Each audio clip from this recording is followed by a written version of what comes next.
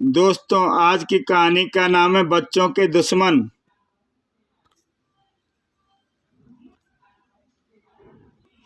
दिल्ली का एक व्यस्त बाजार दरियागंज में स्थित राज पब्लिक स्कूल। छुट्टी की घंटी अभी बजी ही थी कि कक्षाओं से निकलकर बच्चे टिड्डी दल की तरह स्कूल के कंपाउंडर से गुजरकर मुख्य गेट की ओर लपके। और ठीक उसी समय स्कूल के बाहर सड़क पर से गुजरता सामान से लदा एक टेम्पो इतनी तेजी के साथ लहराकर मुड़ा कि सामान से भरा एक बंडल ठीक स्कूल के मेन गेट के पास आ गिरा। झटके के साथ जमीन पर गिरने के कारण बंडल जगह जगह से फट गया और चॉकलेट के कई पैकेट इधर उधर छितरा गए। चॉकलेट, अरे वाह, मुफ्त की चॉकलेट! देखते ही देखते बच्चों के झुंड उस बंडल पर टूट पड़े। चॉकलेट की बरसात हुई है। आह, यम यम, लूटो लूटो। और पलक झपकते ही बंडल खाली हो चुका था। वाह, मज़ा आ गया। अरे आह, मुफ्त की चॉकलेट क्या स्वादिष्ट है। यह दृश्य देखते ही चौकीदार उनकी तरफ लपका। अरे अरे बच्चों, क्या करते हो? फेंको फेंको इन चॉकलेटों को। इस प्रकार लावारिस पड़ी चीज़ों को खाना खतरनाक है, फेंको। ठीक उसी क्षण वह बच्चा त्यों कर जमीन पर गिर पड़ा। अरे क्या हुआ इसे? वही चॉकलेट छीनकर फेंक देने से तो नहीं? बच्चे की हालत देखते ही वह बुरी तरह से उछल पड़ा। आंखें फटी की फटी रह गईं उसकी। हे भगवान, इसके मुंह से तो झाग निकल रहा है। चॉकलेट में जहर था। और निगाहें घुमाते ही जैसे जैसे सांप सूंघ गया। कुछ पलों तक सन्नाटे की सी अवस्था में खड़ा रह गया वह, किंतु फिर अगले ही पल उसके कंठ से एक जबरदस्त चीख उबल पड़ी। खून खून, जहर, चॉकलेट में जहर! फिर पागलों के समान वह उन बच्चों की तरफ लपका जो चॉकलेट या उन्हें खाने जा रहे थे या बना खाना शुरू कर चुके थे। नहीं बच्चों, चॉकलेट मत खाना, इनमें जहर है। फेंक दो चॉकलेट, मैं कहता हूँ फेंक दो। आनन फानन में ही से आसपास से गुजरे बहुत से लोग वहाँ एकत्रित हो गए और बच्चों के हाथों से चॉकलेट छीन छीन कर फेंकने लगे। फेंको फेंको इसे, इसमें जहर है। जबकि उधर चौकीदार स्कूल के प्रिंसिपल के कक्ष में, गजब हो गया सर, जल्दी चलिए। स्कूल के बहुत से बच्चों ने जहर की चॉकलेट खा ली हैं। क्या? Oh my god! दरियागंज स्थित police station. Hello sub inspector Nathan here. क्या हो? ओ नो, मैं पहुंच रहा हूं। सायरन बजाती पुलिस जीप व पेट्रोल गाड़ियां आंधी तूफान की तरह घटनास्थल की ओर रवाना हो गईं। तत्पश्चात कई एम्बुलेंसों के सायरन भी बज उठे। हताहत बच्चों को तुरंत एम्बुलेंस में डालकर अस्पताल पहुंचाया गया। और उस शाम को समाचार पत्र, टीवी, रेडियो इत्यादि संचार व्यवस्थाएं चीख उठी। दिल्ली पुलिस तुरंत सक्रिय उठी। रेड अलर्ट घोषित कर दिया गया। प्रत्येक ऐसे स्थान की जांच की जाने लगी जहां से आतंकवादियों के शहर से बाहर निकलने का जरा सा भी संदेह था।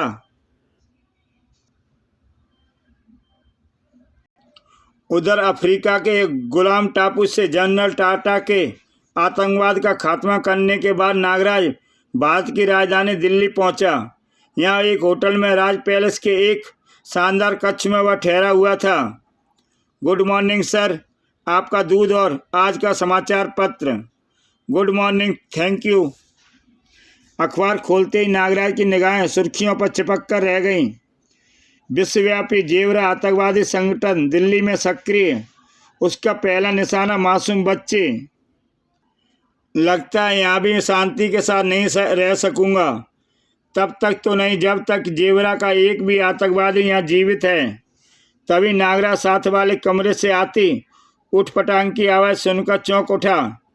मेरी छठी इंद्री कह रही है कि साथ वाले कमरे में जरूर कोई गड़बड़ है। और अगले ही पल वह अपने कक्ष की खिड़की से निकलकर साथ वाले कक्ष की खिड़की की तरफ रेंग रहा था। जबकि साथ वाले कक्ष में जेवरा से गद्दारी करके कोई जीवित नहीं रह सकता। टोनी,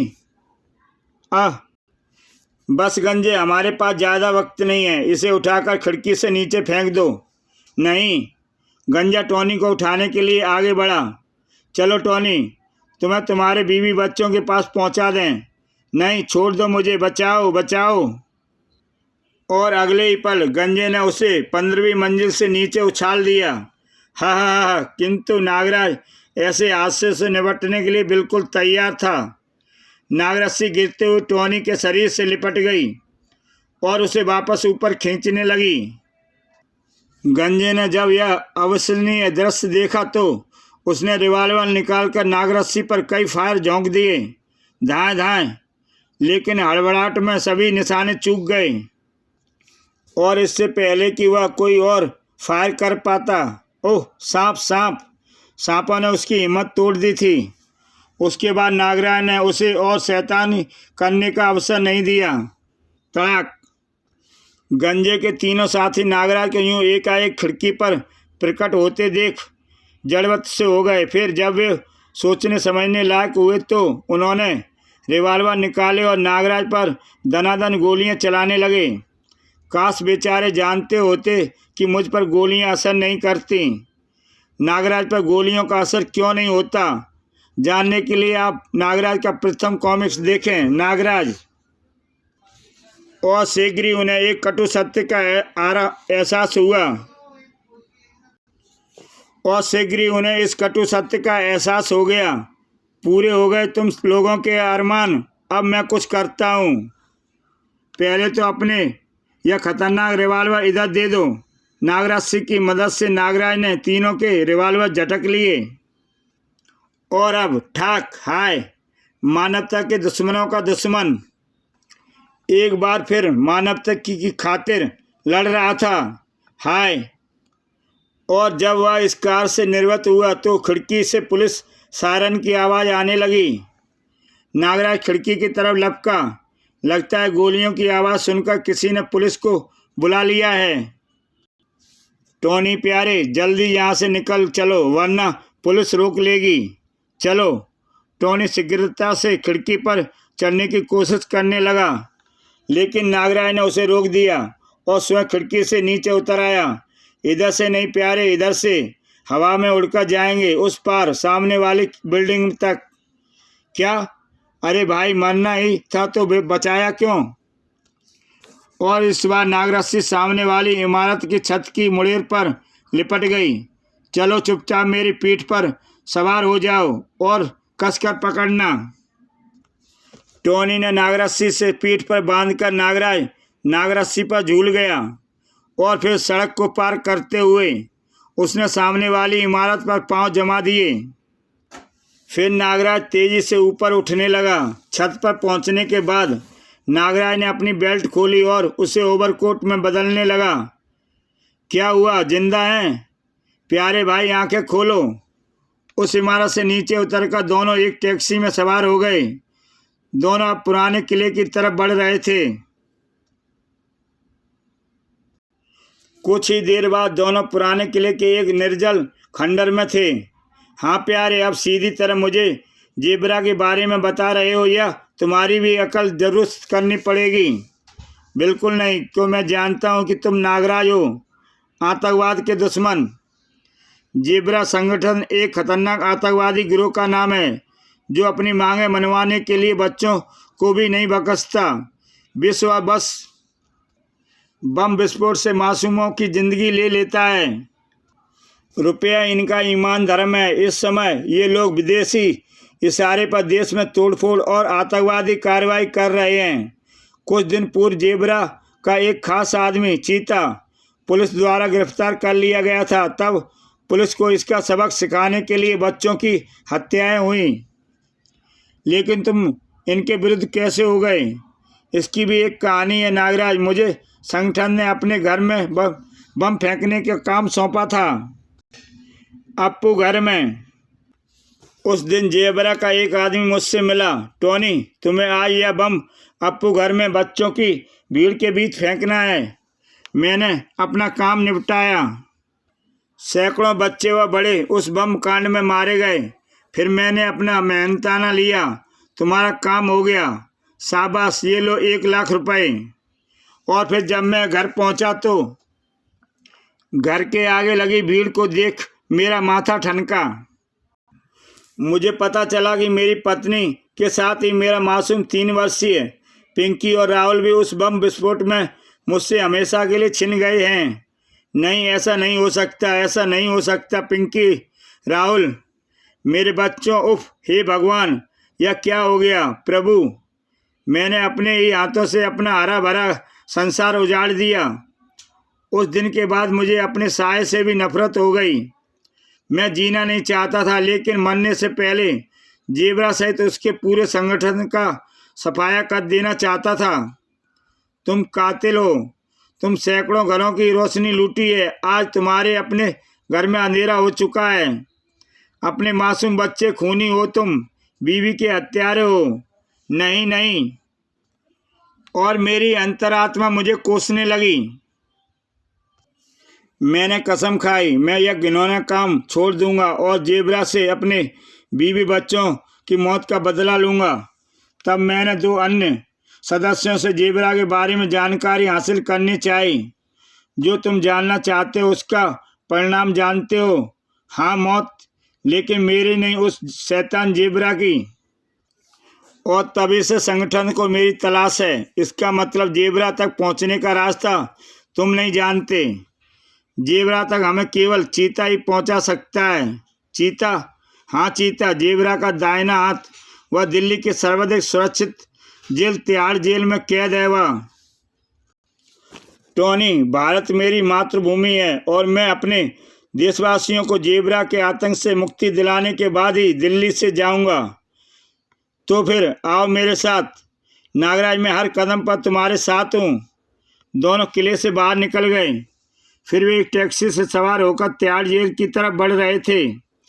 इस जेल की सुरक्षा व्यवस्था के बारे में तुम कुछ जानते हो? हाँ, थोड़ा बहुत, जो अपने दूसरे साथियों से सुना है। जेल से कुछ ही दूर उन्होंने टैक्सी छोड़ दी। नागराज, तुम करना क्या चाहते हो?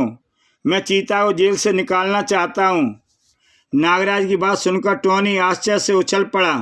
क्या क्या कह रहे हो नागराज? यह असंभव है। क्यों? नागराज, इस जेल की 20 फुट ऊंची चारदीवारी के ऊपर दिन रात सिपाहियों का पहरा रहता है और तुम्हारी मंजिल और टावर, जिसकी कोई सीढ़ी नहीं है, उसकी छत पर ही कई कुख्यात कैदियों को 4 स्टैंडगन धारियों की निगरानी से में रखा जाता है।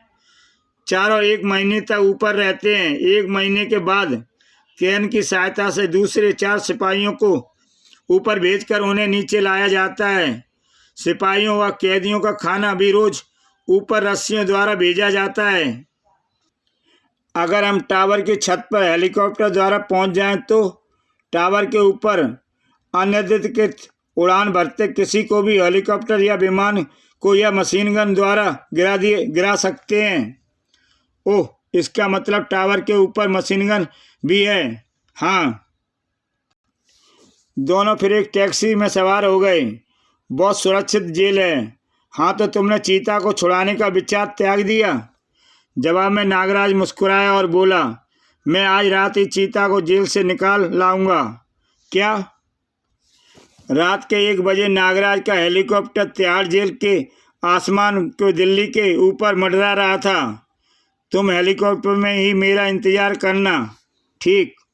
कुछ ही देर बाद हेलीकॉप्टर जेल से थोड़ी दूर मैदान में उतरा। Wish you best of luck Nagraj. और नागराज चल पड़ा एक और खतरनाक मिशन पर। जैसे चारदीवारी के ऊपर घूमते सिपाही एक दूसरे से विपरीत दिशा में जाने लगे, नागराज भागकर दीवार के पास पहुंचा और दीवार पर रेंगने लगा। कुछ ही क्षणों में वह ऊपर पहुंच गया। फिर वह जेल के अंदर की दीवार पर रेंगने लगा। ओह, सिपाही के पलटने से पहले नीचे पहुंच जाओ, नहीं तो व्यर्थ का हंगामा होगा। दीवार से नीचे उतरकर उसे वही रुक जाना पड़ा। उफ, यह सर्चलाइटों की रोशनी सारे मैदान में घूम रही है। इससे बचकर तो टावर तक पहुंचना होगा। कुछ देर वहीं रुककर वह सर्चलाइट के दायरों की गति व दिशा का अध्ययन करता रहा और इस बार जैसे ही दायरा उसके सामने से निकला, उसने जीप की तरफ दौड़ लगा दी। 25 गिनने तक मुझे जीप तक पहुंचना होगा। सर्च लाइट का दायरा नागराज की तरफ आया, किंतु बाल बाल बचा। नागराज सुरक्षित जीप के नीचे पहुंच चुका था। सर्च लाइट के आगे निकलते ही नागराज जीप के नीचे से निकला और टावर की तरफ भागा।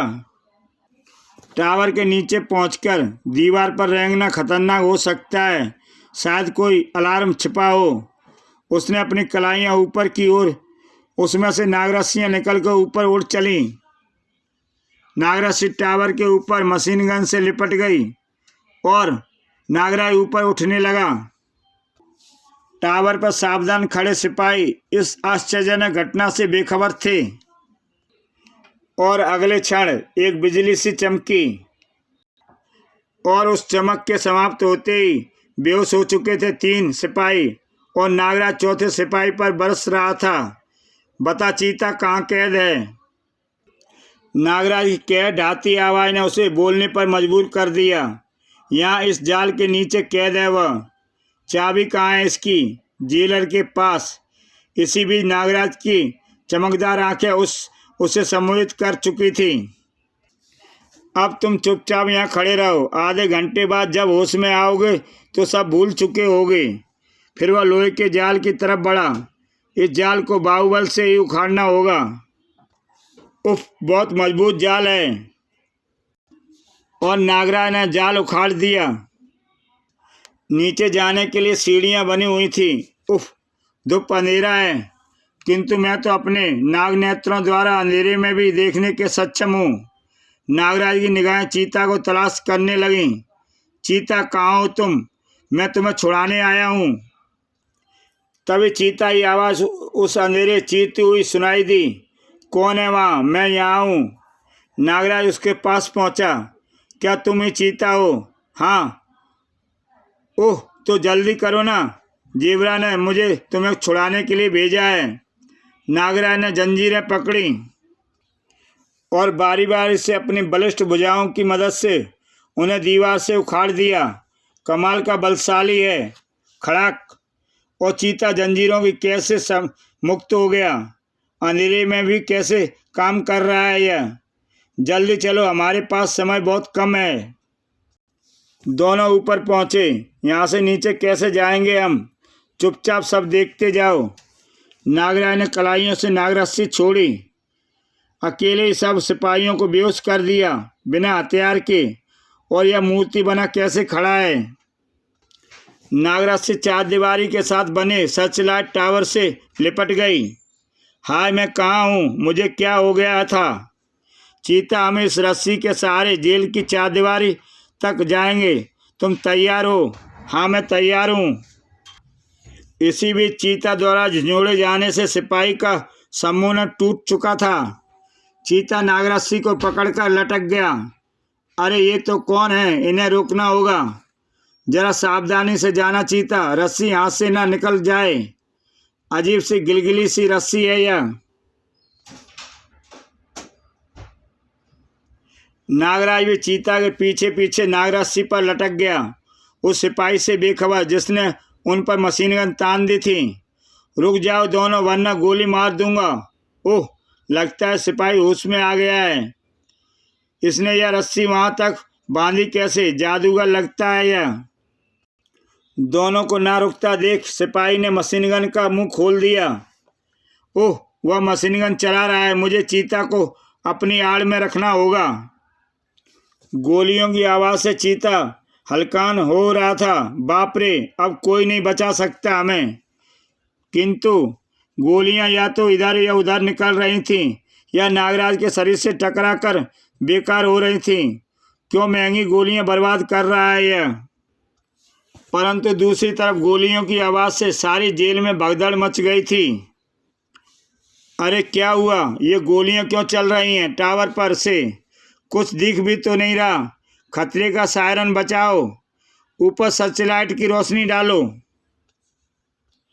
तभी सर्चलाइट का प्रकाश उनकी तरफ घूमा और वे रोशनी से नहा गए। उफ! सर्चलाइट टावर पर खड़े सिपाही अब उनके नीचे आने का इंतजार कर रहे थे। आने दो इन्हें, जैसे ही नीचे आएंगे दबोच लेंगे।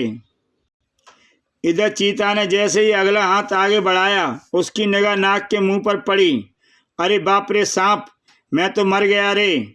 किसी ने सही कहा है कि सांप को अचानक देखते से बड़े बड़े सूरमाओं की हवा खिसक जाती है, किंतु नागराज हरदम सतर्क रहता है। उसने लपक कर चीता को बाहों में भर लिया। डरो मत, मुझे कसकर पकड़ लो। जेलर भी अब तक टावर पर पहुंच चुका था। हम भाग नहीं सकते, स्वागत की पूरी तैयारी है। आओ बेटा, त्यार से भागोगे? किंतु उन्हें पकड़ने की इच्छा जेलर के मन में ही रह गई। नागराज की करारी लात ने उसे टावर के नीचे दीवार पर उछाल फेंका, और इससे पहले कि सिपाही कुछ कर पाते, नागराज और चीता उन पर कहर बनकर टूट पड़े। किंतु जेल में सिपाहियों की संख्या बहुत अधिक थी। वे सब टावर को घेराव कर रहे थे। ये तो बढ़ते ही जा रहे हैं, और समय बर्बाद किए तो हो सकता है बाहर से भी सहायता आ जाए। भागता हूँ, भागना ही बेहतर रहेगा।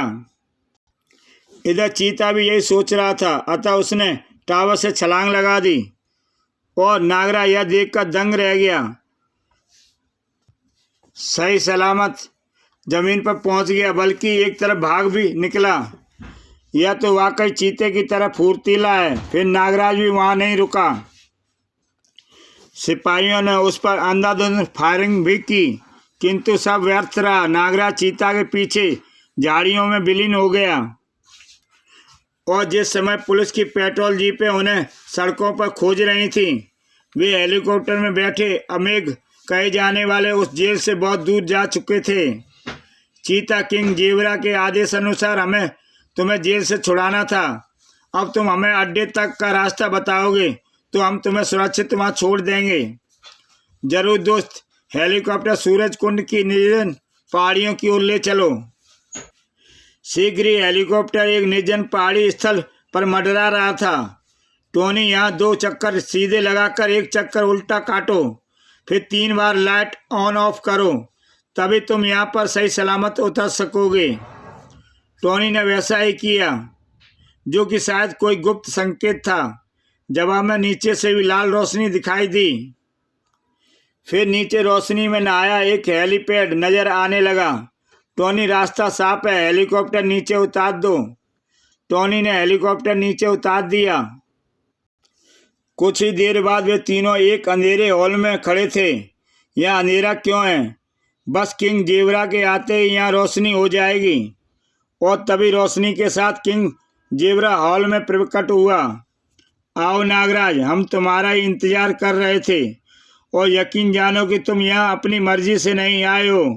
होटल राज पैलेस पर मेरे आदमियों से मुठभेड़ के बाद से यहाँ तक पहुँचने की तुम्हारी कोई गतिविधि मुझसे छुपी नहीं थी। तुमने अपनी मौत को स्वयं अपने घर आने का निमंत्रण दिया है जेबरा। मैंने कसम खाई है कि तुम जैसे आतंकवादियों को चुन चुन कर मारूंगा। नागराज का यह बदला हुआ रूप देखकर चीता को जैसे होश आया। किंग, मैं कुछ समझा नहीं। इसने तो आपके कहने पर मुझे जेल से छुड़ाया है। तुम मूर्ख हो चीता। इस शख्स ने केवल हमारे अड्डे तक पहुंचने के लिए ही इस गद्दार टोनी से मिलकर तुम्हें जेल से छुड़ाया है, वरना यह तो हम जैसे लोगों का पक्का दुश्मन नागराज है।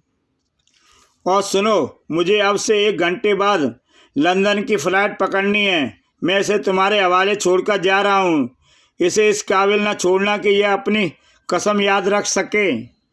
यह सुनते ही चीता ने नागराज पर छलांग लगा दी। इसी बीच जेवरा वहाँ से निकल चुका था। नागराज के धुआंधार वारों से चीता बेदम हो चुका था।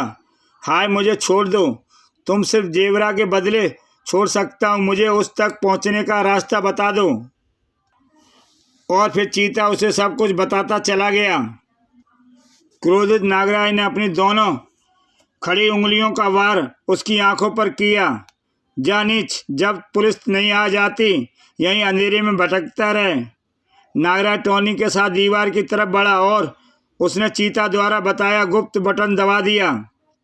फलस्वरूप दीवार में मार्ग नजर आने लगा। दोनों आगे बढ़ चले। उस गलियारे में बढ़ते हुए दोनों हेलीपैड तक पहुंच गए, जहां उसका हेलीकॉप्टर जेबरा के आदमियों के कब्जे में खड़ा था। टोनी, कहीं चीता ने हमें गलत कोड तो नहीं बता दिया? हम तब भी इनसे निपटने के लिए तैयार हैं। हेलीकॉप्टर के करीब पहुंचते ही उन्होंने दोनों को रोका। अपना कोड नंबर बताओ। ZBR 666। कोड नंबर सुनते ही वे संतुष्ट हो गए और अगले ही क्षण दोनों हेलीकॉप्टर द्वारा आकाश में उड़ रहे थे। टोनी, सड़क की तरफ बढ़ो, अभी वह ज़्यादा दूर नहीं गया होगा। कुछ ही दूरी पर जेब्रा की कार आंधी तूफान की तरह दौड़ रही थी। कल सारे संसार में यह खबर फैल जाएगी कि बुलडॉग, विलियम और सीमन जैसे दिग्गजों का खात्मा करने वाला नागराज जेब्रा के दाएं हाथ चीता के हाथों मारा गया। बेचारा नागराज अपनी कसम पूरी न कर सका। अरे अरे, ये क्या? कार हिल क्यों रही है? अरे यह तो हवा में उठ रही है। और सच्चाई यह थी, यह चमत्कार उन अनगिनत सर्पों का था जो नागराज के जिस्म में वास करते हैं। और अगली सुबह दिल्ली वासियों के लिए उत्तेजना भरी थी। दरियागंज पुल पर जेबरा का बेहोश जिस्म टंगा था और उस पर यह पोस्टर लटका हुआ था। किसी ने यह दृश्य देखते ही पुलिस को फोन कर दिया था, किंतु पुलिस के पहुंचने से पहले ही जेबरा क्रोधित भीड़ का शिकार बन चुका था। लोगों ने पत्थर मार मार कर उसे जान से मार डाला था। उधर नागराज के कहने पर टोनी एक पब्लिक टेलीफोन बूथ में प्रविष्ट हुआ। हेलो कमिश्नर साहब, खूंखार आतंकवादी जेबरा के ठिकाने का पता नोट कर लीजिए। और पता बताने के बाद जब वह बूथ से बाहर निकला तो नागराज का कहीं पता न था। ओ नागराज, तुम दिल्ली वासियों को छोड़कर चले गए, लेकिन कोई बात नहीं। अपराध के खिलाफ तुम्हारी इस जंग का एक सैनिक मेरे रूप में अभी भी यहाँ मौजूद है। मैं कसम लेता हूँ कि मेरे रहते दिल्ली में अब कोई नया जेबरा सिर नहीं उठा सकेगा। इसी के साथ दोस्तों ये कहानी समाप्त होती है। ये कहानी आप देख रहे हैं मेरे YouTube चैनल कॉमिक्स तक पर।